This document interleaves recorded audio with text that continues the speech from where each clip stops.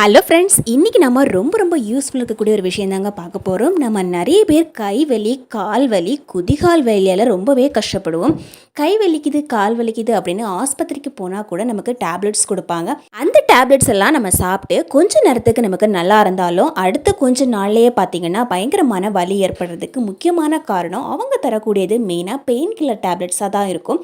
ஆனால் நம்ம வீட்லேயே செஞ்சு யூஸ் பண்ணக்கூடிய இது பார்த்திங்கன்னா நமக்கு நிரந்தரமாகவே நமக்கு கால் வலி, குதிகால் வலி பிரச்சனை, நரம்பு சுருட்டல் இந்த மாதிரி பிரச்சனைகளுக்கு ஒரு நல்ல தீர்வாக அமையுங்க. ரொம்பவே சூப்பராக ஒர்க் அவுட் ஆகக்கூடிய இந்த விஷயத்தை நம்ம எப்படி செய்கிறது அப்படின்னு பார்க்கலாமாங்க. வாங்க நம்ம வீடியோக்குள்ளே போகலாங்க. இப்போ நம்ம ஒரு பவுல் எடுத்துக்கலாம். இதில் நம்ம போடக்கூடிய பொருள் என்னென்னா பச்சை பயிறு தான். பச்சை பயிறு நம்ம எடுக்கிறதுக்கு முக்கியமான ஒரு காரணம் இருக்குது. அது என்னென்னா இந்த பச்சை பயிரில் அதிகமான புரோட்டீன் சக்தி இருக்குது. நம்ம உடம்புல புரோட்டீன் சக்தி கரெக்டாக இருந்தால் மட்டும்தான் நமக்கு இந்த மாதிரி வலி பிரச்சனைகள், முக்கியமாக மூட்டு வலி, கை வலி, கால் வலிகள் எல்லாம் வராமல் இருக்கும்.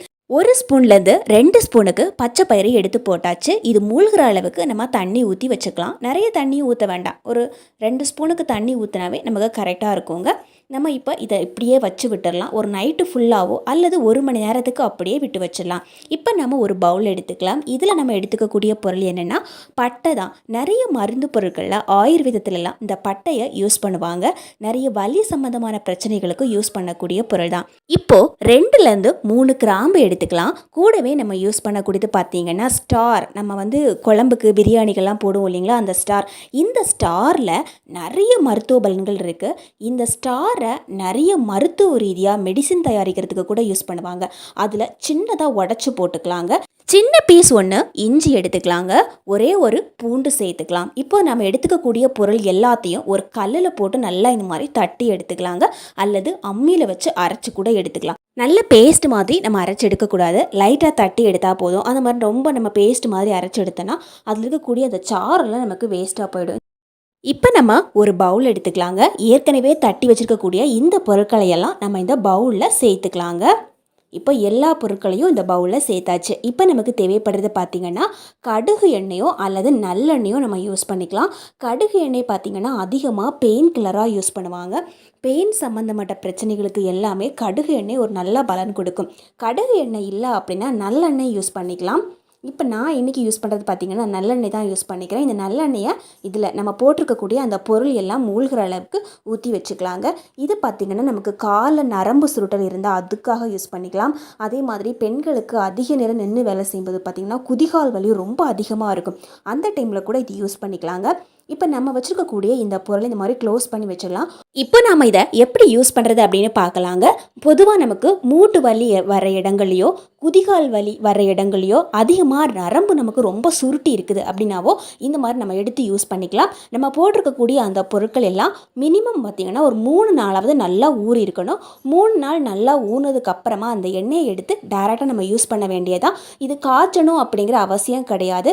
உங்களுக்கு இன்னும் நல்ல பலன் கிடைக்கணும் அப்படின்னா ஒரு கரண்டியை லைட்டாக சூடு பண்ணிவிட்டு அந்த சூடான கரண்டியில் இந்த எண்ணெயை ஊற்றும் போது இந்த எண்ணெயும் லைட்டாக வெதவெதப்பான ஒரு சூட்டோடு வரும். அதுக்கப்புறமா நம்ம அந்த எண்ணெயை எடுத்து இந்த மாதிரி நல்லா மசாஜிங் பண்ணிவிட வேண்டியதான். தினமும் நம்ம தூங்க போகிறதுக்கு முன்னாடி இந்த மாதிரி நல்லா மசாஜிங் பண்ணி விட்டோம்னா நமக்கு ஒரு 3 நாள்லேயே நல்ல ஒரு ரிலீஃப் கிடைக்குங்க. தொடர்ந்து நம்ம யூஸ் பண்ணிகிட்டே இருக்கும்போது நமக்கு இந்த வலி எல்லாம் காணாமலே போயிடும். பெயின் கில்லர் டேப்லெட்ஸ் எல்லாம் சாப்பிட்றதுக்கு இது ஒரு சூப்பரான மெடிசனாக நமக்கு உபயோகமாக இருக்கும்.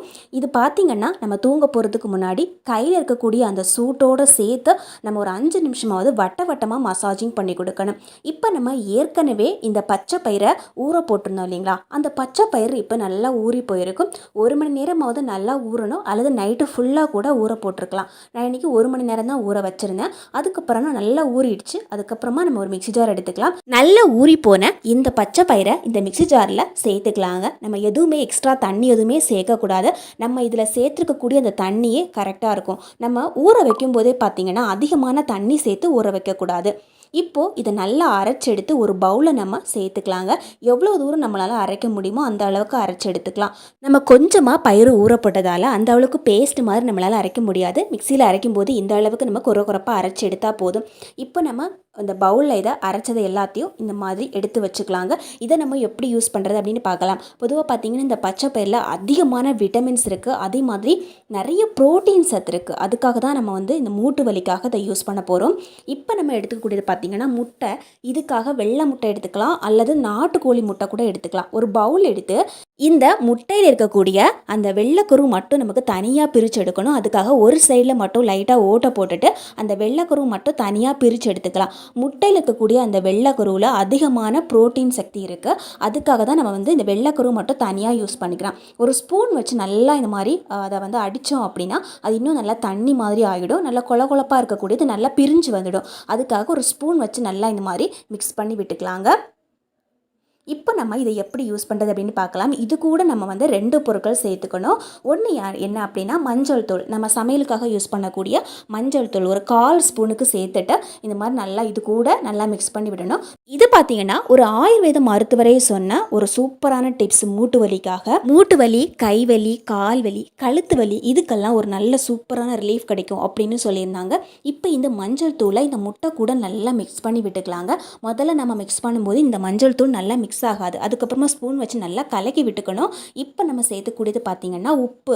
நம்ம சமையலுக்காக சேர்க்கக்கூடிய உப்பு ஒரு 1/4 ஸ்பூனுக்கு சேர்த்துக்கலாம். இப்போ நம்ம சேர்த்துக்கக்கூடிய இந்த 2 பொருட்களையும் இந்த முட்டை கூட நல்லா பீட் பண்ணி எடுத்துக்கணுங்க. இப்போ நம்ம இந்த ஸ்பூன் வச்சு நல்லாவே கலக்கி எடுத்துட்டோம். ஏற்கனவே நம்ம வந்து பயிறு அரைச்சி வச்சுருந்தோம் இல்லைங்களா, இந்த பயிரில் நம்ம வந்து 2லேருந்து 3 ஸ்பூனுக்கு சேர்த்துக்கலாம். மிச்சம் நம்ம அரைச்சி வச்சுருக்கக்கூடியதை அப்படியே வச்சுக்கணும். நம்ம வந்து ஃப்ரிட்ஜில் வச்சுட்டு மறுநாள் போடும்போது மறுபடியும் யூஸ் பண்ணிக்கலாம். அதுக்காக தான் பார்த்திங்கன்னா இந்த மாதிரி கொஞ்சம் நிறைய நம்ம அரைச்சி வச்சுக்கிறோம். இப்போ நம்ம அரைச்சி வச்சுருக்கக்கூடிய அந்த பயிர்லேருந்து கொஞ்சமாக எடுத்து போட்டு நல்லா இந்த மாதிரி மிக்ஸ் பண்ணி எடுத்தாச்சுங்க.